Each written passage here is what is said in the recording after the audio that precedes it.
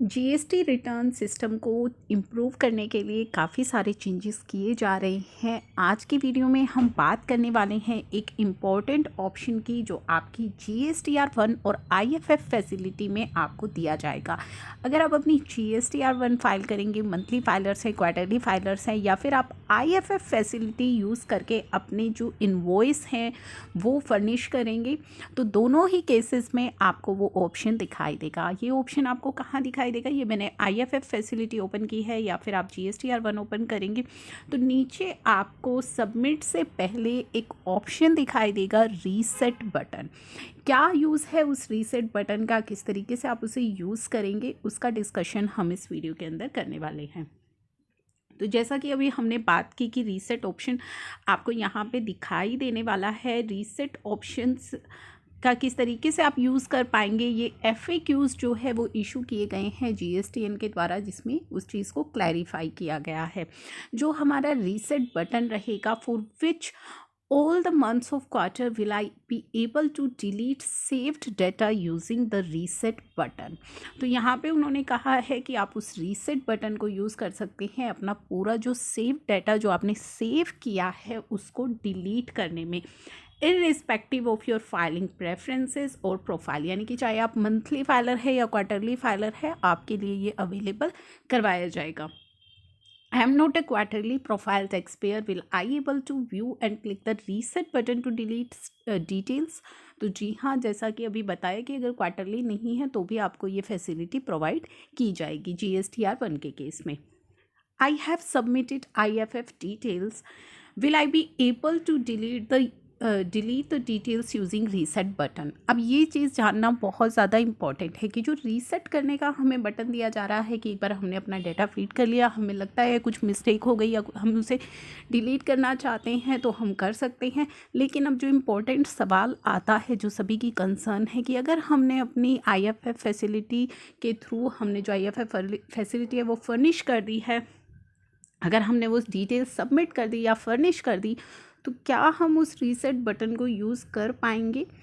तो जी नहीं, you can not delete the submitted IFF detail. अगर आपने एक बार IFF फैसिलिटी को यूज़ करके अपने इनवॉइस सबमिट कर दिए, फाइल कर दिए, तो आप उस रीसेट बटन को यूज़ नहीं कर पाएंगे। The reset button is use to delete only the saved detail. जो आपने सेव करके रखी हुई हैं उनको तो आप डिलीट कर सकते हैं, लेकिन अगर आपने एक बार सबमिट कर दी या फिर आपने फाइल कर दी है रिटर्न, तो उस केस में आप इस बटन का यूज़ नहीं कर पाएंगे।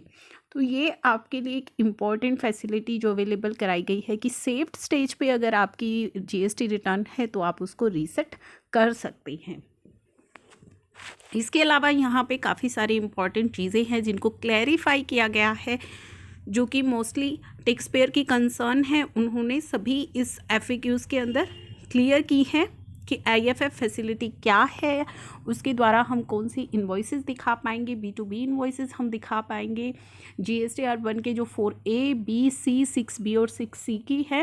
9B जो हमारे क्रेडिट डेबिट नोट की बात करता है, amended B2B invoices, amended credit and debit note.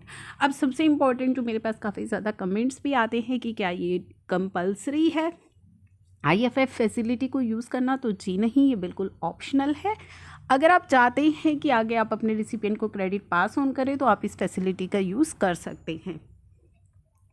Can I late file my invoices after 13th of the month? अब आपको पता है 1 से 13 तारीख तक आप जो है इसके अंदर इन्वॉइस अपलोड कर सकते हैं। तो option to upload the details by IFF will end on the 13th को वो एंड हो जाएगा, उसके बाद आप नहीं कर पाएंगे।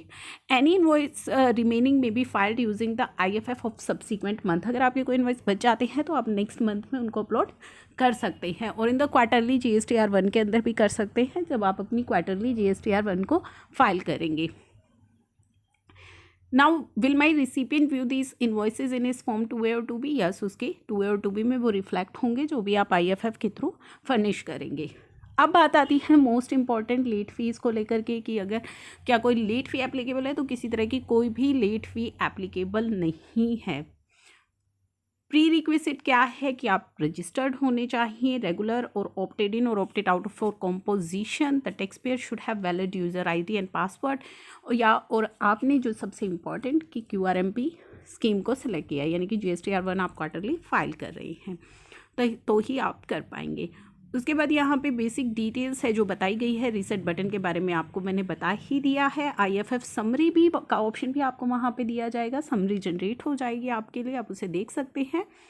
एक्नॉलेज एंड सबमिट, उसके बाद आप इस filing of GSTR1 and IFF is different from filing of GSTR1 और any other return.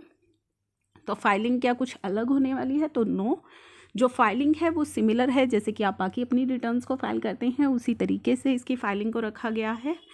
Which call option can I use to file GSTR1 and IFF? तो किस तरीके से आप फाइल कर सकते हैं? You can file with DSC या फिर EBC ऑप्शन के थ्रू आप अपनी GSTR1 या IFF फैसिलिटी को फाइल कर पाएंगे, जैसे नॉर्मली दूसरी रिटर्न्स भी आप फाइल करते हैं।